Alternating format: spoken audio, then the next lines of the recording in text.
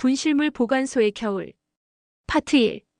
하림은 지하철역 분실물 보관소의 아침을 좋아했다. 야간 근무자가 밤새 모아둔 상자들을 풀어 하나하나 정리하는 시간. 아직 개찰구 위의 전광판은 미지근한 빛을 내고 유리문 밖으로는 마스크 낀 사람들이 바람을 등지고 걸음을 재촉하는 시간. 사라진 것들이 모여 잠시 머무는 공간에는 이상하리만치 따뜻한 공기가 돌았다. 오늘도 많네. 야간 근무자가 손을 흔들었다. 요즘은 장갑이 제철이지. 핸드크림도 하나 있었어. 누가 급했나 봐. 하림은 고개를 끄덕이며 바구니를 받아들었다. 파란 니트 장갑 한 짝, 비닐로 감싼 국화 한 다발, 케이스가 다른 리코더, 작은 냄비, 띄엄띄엄 적힌 노트 한 권, 그리고 밝은 주황색 머플러. 머플러가 눈에 쏙 박혔다. 딱히 비싼 것도 아니고 흔한 뜨개질 무늬인데도 손에 들어올리자 무게가 느껴졌다. 사람의 체온이 오래 머문 물건에는 설명하기 힘든 온도가 있다. 포스트잇을 떼어 이름을 붙였다. 무기명 2호선 4번 칸. 그리고는 머플러를 유리진열장 맨 위칸에 올려두었다. 고개를 들면 바로 보이는 자리. 돌아오는 누군가가 쉽게 찾을 수 있게. 분실물 보관소 문 위에는 작은 종이 달려 있었다. 손님이 문을 열 때마다 가볍게 울리는 소리가 길. 잃은 물건들이 주인에게 뛰어가며 내는 환호 같다고 하림은 생각했다. 파트 2. 점심 무렵 첫 손님이 들어왔다. 초등학생으로 보이는 남자아이, 가방이 구겨진 모서리에서 연필심이 하나씩 튀어나와 있었다. 저 리코더요. 아이가 입술을 핥고 눈치를 보았다. 어제 음악 시간에 하고 집에 가는 길에 버스에서 잃어버렸는데 엄마가 여기 일단 와보래요. 잘 왔어. 하림이 웃었다. 혹시 브랜드나 표시 기억나? 그 앞에 라벨이 떨어졌고요. 끝부분에 검은 펜으로 점 2개 찍혀 있어요. 친구랑 똑같아서 표시해놨어요. 하림은 오전에 들어온 리코더를 꺼냈다. 끝부분을 돌려보니 정말 점 2개. 아이의 눈이 번쩍였다. 맞아요. 주인을 찾은 물건은 발걸음이 가볍네. 하림은 등록부에 아이의 이름과 연락처를 적었다. 다음부터는 가방 지퍼를 꼭 닫기. 근데 너 이름이 윤호구나.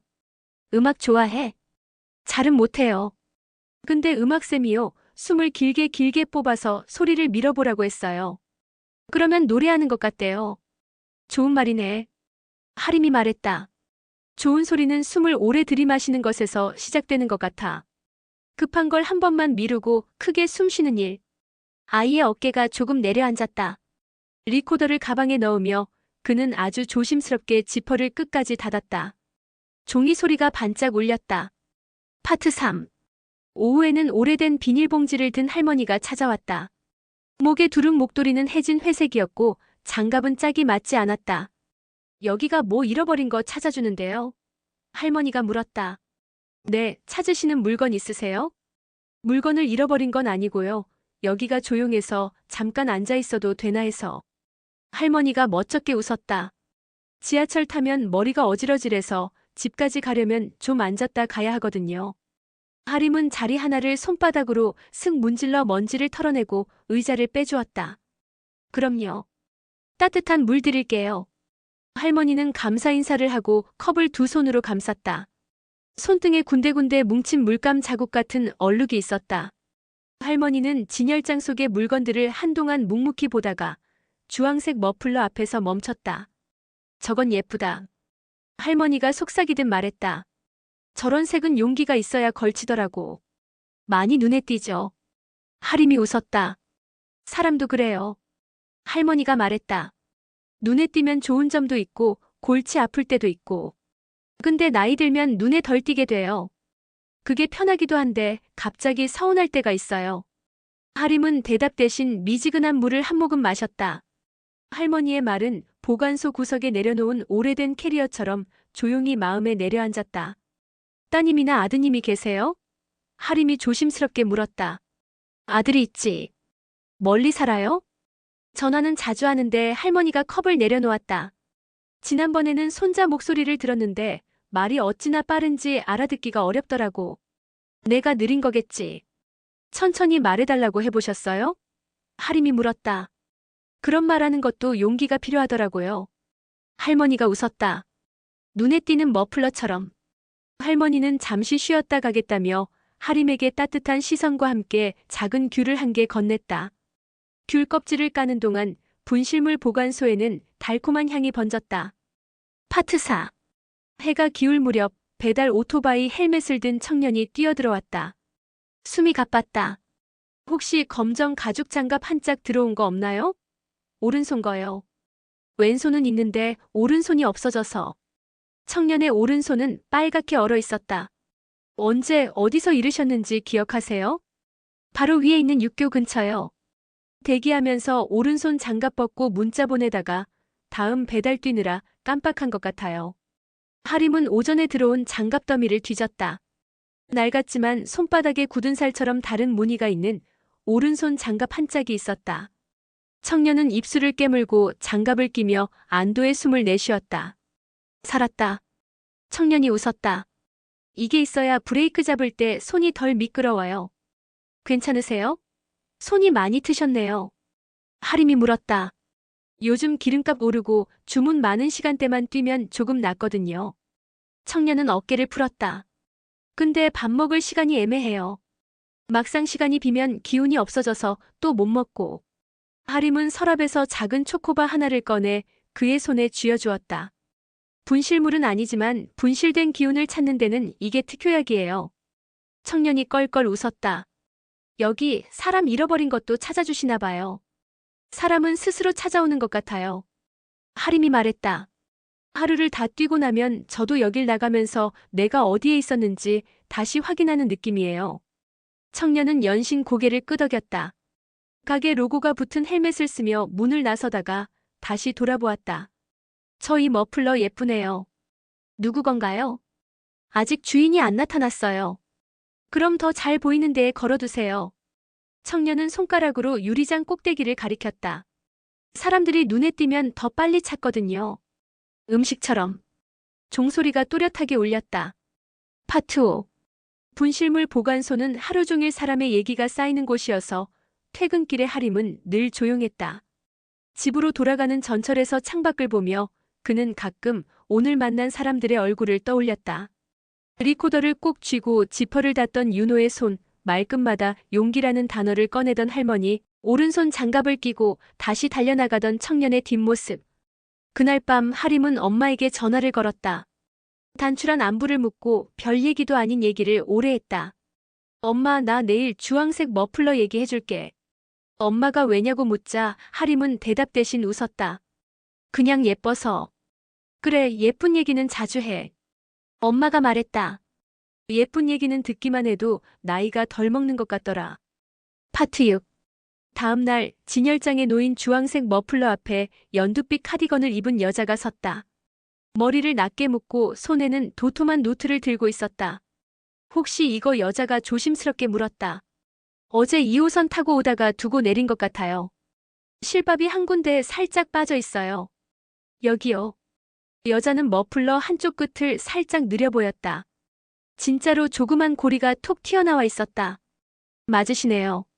하림이 등록부를 펼쳤다. 안심이 되셨죠? 네. 사실 별건 아니지만요. 여자가 웃었다. 어제 중요한 얘기를 들으러 가던 길이라서요. 목도리를 두르고 용기를 냈는데 돌아오는 길엔 안 보이더라고요. 괜히 표지판이 사라진 것 같았어요. 중요한 얘기요? 제가 다니는 식당에서 오늘부터 새 메뉴를 시작해요. 보쌈집인데요. 사장님이 제 아이디어를 한번 해보자고 하셨어요. 묵사발이랑 따뜻한 수육 주문받을 때 손님 취향 물어보고 바로 양념 만드는 방식으로요. 여자는 잠깐 목소리를 낮췄다. 그런데 제가 어제 손님 앞에서 말을 더듬었거든요. 주문이 늘수록 더 떨릴까봐 겁나서 집에 가면서 마음을 다잡으려고 머플러를 꽉 쥐었어요. 여자의 눈빛이 부엌에서 불을 켜기 전 순간처럼 반짝였다. 저는 하림이에요. 손님 앞에서 떨리면 숨부터 길게 들이마셔보세요. 친구에게 배운 말인데요. 하림은 윤호를 떠올리며 웃었다. 보컬 선생님이 알려줬대요. 좋은 소리는 긴 숨에서 시작된다고. 여자는 노트를 펼쳐 몇 줄을 적었다. 긴 숨. 그리고는 고개를 들었다. 혹시 저녁에 시간이 되시면 가게에 오세요. 제가 묵사발 한 그릇 대접할게요. 전소미예요. 좋아요. 하림이 고개를 끄덕였다. 주인과 물건이 다시 만나면 축하를 해야 하잖아요. 파트 7. 그날 저녁 하림은 소미의 가게를 찾아갔다. 작은 가게에는 김이 뽀얗게 올라오고 벽에는 손으로 쓴 메뉴판이 붙어 있었다. 오늘의 묵사발 오이 조금, 배 조금, 초간장 취향대로. 소미는 하림을 보자 환하게 웃었다. 오셨어요. 긴 숨 효과 봤어요. 소미가 말했다. 손님들이 뭘 좋아하는지 천천히 묻고 그 사이에 숨을 고르니까 덜 떨리더라고요. 하림은 묵사발을 한 숟가락 떠넣었다. 차갑지만 목으로 넘어갈 때 이상하게 따뜻한 국물. 고명은 많지 않았지만 정성이 깊게 배어 있었다. 맛있어요. 하림은 말했다. 새로운 메뉴를 내는 것도 손님에게 취향을 묻는 것도 용기가 필요하죠. 소미는 주황색 머플러를 고쳐맸다. 예전엔 제가 뭘 좋아하는지 묻는 사람보다 제가 묻는 사람이 되고 싶었거든요. 손님 한 번 웃기려면 먼저 내가 웃어야 한다는 걸 늦게 알았어요. 그때 문이 열리며 익숙한 종소리가 들렸다. 배달 청년이 배달 가방을 메고 들어왔다. 사장님, 주문하신 거 픽업하러 왔어요. 그는 하림을 보고 반가운 표정을 지었다. 어제 그 초코바 선생님? 분실물 보관소 직원이에요. 하림이 웃었다. 장갑은 잘 있죠? 덕분에요. 청년이 장갑을 흔들었다. 근데 오늘은 왼손을 잃어버릴 뻔했어요. 잠깐 정신줄을 놓는 사이에 에휴, 사람은 두 손으로 사는 줄 알았는데 마음은 손과 별개로 흩어지는 날이 있어요. 소미가 따뜻한 물을 한 컵 내밀었다. 긴 숨이요. 그녀가 말했다. 여기선 그게 주문 구호예요. 청년은 한숨을 길게 쉬었다가 웃음을 터뜨렸다. 네, 긴 숨. 그리고는 고개를 숙여 인사하고 나갔다. 파트 8. 며칠 뒤 하림은 분실물 보관소 앞에서 눈발이 흩날리는 걸 보았다. 첫눈치고는 서투르게 내리던 오후. 발걸음을 멈추고 한 소복쯤의 공기를 들이마시는데 문이 열리며 윤호가 들어왔다. 모자 끝에 눈이 매달려 있었다. 누나. 윤호가 고개를 들었다. 우리 음악 발표회 해요. 누나도 오세요. 리코더 잘 부를 수 있게 긴 숨 쉬는 법 누나가 알려줬잖아요. 언제? 하림이 물었다. 이번 주 토요일이요. 엄마가 같이 오래요. 분실물 보관소의 등록부 한켠에 작은 달력을 붙여놓은 건 하림의 취향이었는데 그는 토요일에 조그만 별을 그려 넣었다. 그때 또 다른 손님이 들어왔다. 이번엔 분홍색 털모자를 쓴 중학생쯤 되어 보이는 소녀였다. 그녀는 조심스럽게 진열장 앞에 섰다가 맨 위칸의 주황색 머플러를 한참 바라봤다. 저 이 머플러요. 소녀가 말했다. 엄마 거랑 똑같아서요. 엄마 거? 하림이 묻자 소녀는 고개를 끄덕였다. 엄마가 매번 겨울 되면 그걸 메고 다녔어요. 근데 며칠 전에 병원 가는 길에 잃어버렸대요. 엄마는 그냥 놔두라고 했는데 제가 다시 찾고 싶어서 혹시 실밥이 여기 이렇게 엄마가 걸릴까봐 제가 몇 번이나 다시 박았던 데가 있는데 소녀의 손끝이 정확하게 그 고리 부분을 가리켰다. 하림은 이미 돌려보았던 그 고리를 다시 확인했다. 맞아요. 소녀가 입술을 지그시 깨물었다. 엄마가 이 머플러를 할머니한테 받았대요.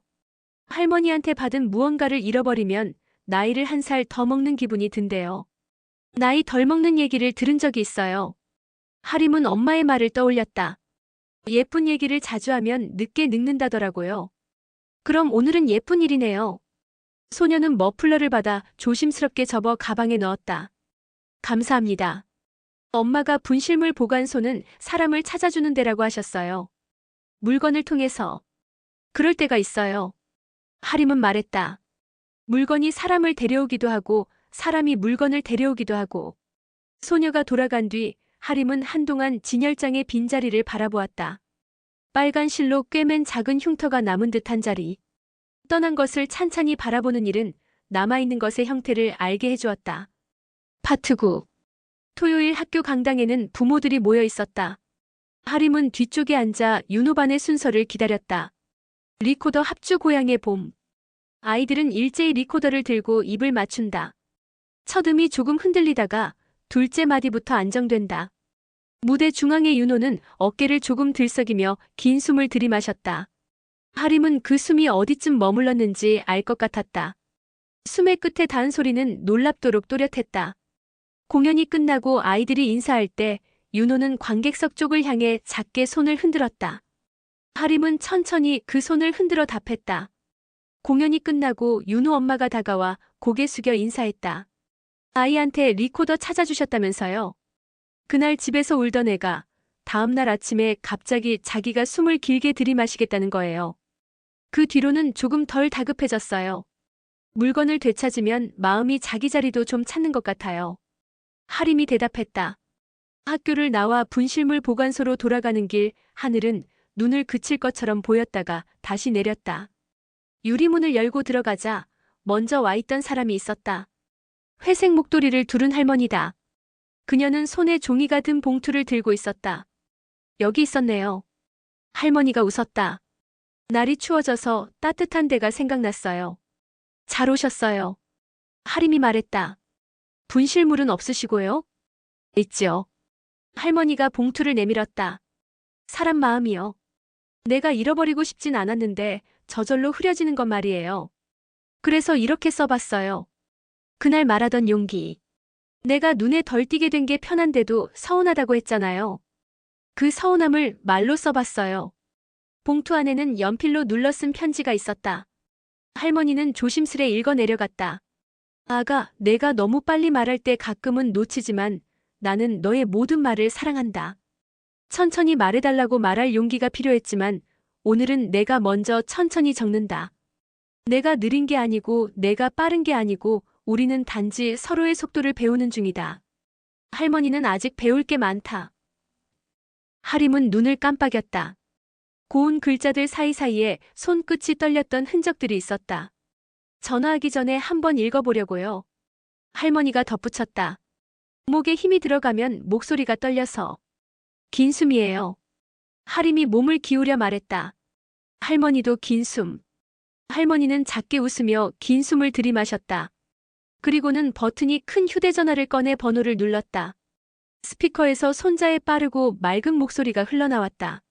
할머니는 천천히, 그러나 흔들리지 않는 목소리로 말했다. 할미가 천천히 말해달라고 말해도 될까? 잠깐의 정적, 그리고 아이의 웃음소리. 응. 나도 천천히 해볼게. 할머니의 어깨가 눈처럼 내려앉았다. 분실물 보관소에는 잠시 눈이 내리지 않았다. 파트 10. 겨울은 본격적으로 깊어졌다. 그 사이 보관소에는 새로운 물건들이 들어오고 어떤 것들은 주인을 찾지 못했다. 작은 냄비의 주인은 끝내 나타나지 않았고 국화는 마르고 색이 바랬지만 노트의 주인은 다시 찾아왔다. 솜이었다.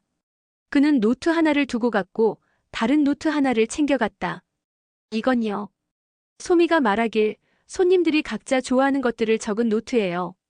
오이를 싫어하는 이유, 국물은 꼭 미지근해야 한다는 취향, 초장 대신 간장을 택하는 사연. 분실물 보관소에 맡겨두면 안 잃어버릴 것 같아서요. 맡기세요. 하림이 웃었다. 우리는 잃어버리지 않게 지켜주는 데는 제법 자신 있거든요. 그날 저녁 분실물 보관소에 갑작스러운 정전이 찾아왔다. 지역 전체가 순간 까만 숨을 들이쉬듯 어두워졌고 다음 순간 비상등이 희미하게 켜졌다. 승강장에는 안내방송이 흐르고 사람들은 몇 걸음 머뭇거리다 각자의 자리에서 서 있었다. 하림은 보관소 문을 활짝 열었다. 여기 들어오세요. 바람 덜 들어와요. 몇 사람이 들어왔다. 출근길에 정장을 매만지는 남자, 쇼핑백을 든 젊은 부부, 유모차를 민 엄마 그리고 배달 청년. 그들의 얼굴은 비상등 아래서 낯설게 보였다. 낯설지만 어쩐지 친근한 풍경, 마치 다른 나라의 역에서 보고도 바로 알 수 있는 사람들의 표정처럼. 죄송한데 유모차를 민 엄마가 물었다. 혹시 따뜻한 물이 있을까요? 있어요. 하림은 종이컵을 챙기고 물 끓이는 포트를 켜려다 정전이라는 사실을 떠올렸다. 순간 난감한 표정이 얼굴을 스쳤지만 그때 소미가 문 앞에 나타났다. 손에는 보온병이 2개. 분실물 보관소엔 따뜻한 얘기가 많을 것 같아서 따뜻한 물도 들고 왔어요. 소미가 웃었다. 사람들이 차례로 컵을 들었다. 누군가는 아기를 달래며 누군가는 서로의 일정이 어그러진 얘기를 나누며 누군가는 그냥 가만히 컵에서 올라오는 김을 바라보았다. 배달 청년은 휴대전화로 고객에게 사과 문자를 보내고 그 사이에 초코바를 꺼내 나눠줬다. 이건 분실물 아니고요. 그냥 발견물. 웃음이 작은 파문처럼 번졌다. 정전은 생각보다 오래 지속됐다. 누군가가 말했다. 이상하네요. 불이 꺼졌는데 여긴 더 밝아졌어요. 하림은 유리 진열장을 돌아보았다. 비상등 불빛에도 물건들의 윤곽은 분명했다. 누군가 언젠가 잃어버린 것들의 정확한 모양, 손으로 쥐었던 흔적, 눌린 모서리, 다른 부분. 그리고 그 물건들과 만나게 될 얼굴들. 불이 꺼져도 서로의 존재가 선명해지는 시간은 오래가지 않았다. 곧 전력이 복구되고 역은 다시 언제나의 속도를 되찾았다. 사람들이 하나둘 자리에서 일어났다. 돌아가기 전 배달 청년이 하림에게 말했다. 정전 덕분에 잠깐 쉬었어요. 쉬는 것도 용기가 필요하네요. 그럴 때가 있어요. 하림이 대답했다. 불이 꺼진 사이에야 보이는 게 있잖아요. 파트 11. 겨울의 끝자락. 어느 오후 분실물 보관소로 길다란 박스가 배달되었다. 택배 상자 위에는 분실물 보관소 하림님께라고 적혀 있었다. 하림은 상자를 열었다. 안에는 주황색 머플러가 한 장 더 들어있었다. 카드가 함께 들어있었다. 안녕하세요. 저번에 머플러 돌려받았던 소녀의 엄마예요. 엄마한테 받은 머플러를 잃어버렸을 때 저는 저 자신을 잃어버린 기분이었어요. 근데 아이가 그걸 찾아다 주고 보관소에서 돌려받고 그날 저녁으로 엄마 생각이 덜 아프게 났어요. 잃어버림과 되찾음 사이에는 사람이 있더라고요. 그 사람이 용기였어요. 그래서 저도 누군가의 용기가 되고 싶어서 같은 색 머플러를 하나 더 만들어 보네요. 누군가 필요로 할 때 주시면 좋겠어요. 사연의 끝에는 작은 하트가 하나 그려져 있었다. 하림은 머플러를 꺼내어 손으로 폈다. 새로운 주황은 햇빛을 닮았다. 어느 날 아주 추운 손목에 감아주면 손끝이 먼저 봄을 알게 될 것 같은 색이었다. 눈이 그친 다음 날 할머니가 다시 왔다. 이번에는 장갑 두 짝이 가지런했다. 아들네 집에 다녀왔는데 손자가 천천히 말해주더라. 할머니가 웃었다. 나도 덩달아 빨라졌어. 근데 마음은 천천히 가게 하고. 하림은 선반 위에 머플러를 내려 할머니에게 건넸다. 선물이에요. 내가 선물 받을 일이 있었나? 할머니가 놀라며 물었다. 그날 할머니가 용기를 보여주셨잖아요. 머플러엔 용기가 어울려요. 할머니는 머플러를 목에 두르고 한 바퀴를 빙 돌았다.